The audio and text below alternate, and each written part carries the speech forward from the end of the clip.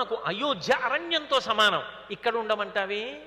భరతుడున్నాడు, దశరథుడున్నాడు, కౌసల్యుంది, సుమిత్రుంది, కైకేయుంది, నువ్వు అంతఃపురంలో ఉండు, నేను అరణ్యానికి ఎడతానంటావేమిటి? నాపతి సుఖమేదీత యస్యాదపి శతాత్మజ. రామ, నేను ఒక్క మాట చెప్తున్నాను.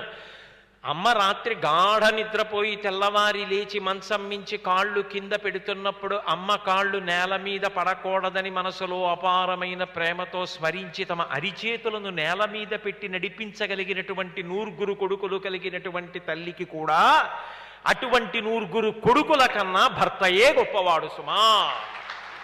నీవు లేని నేను లేను, నేను ఉండను అయోధ్యలో, నువ్వు ఎక్కడుంటే నాకు అక్కడ ఆనందం అంది. ఆయన సరే అయితే రా అన్నాడు.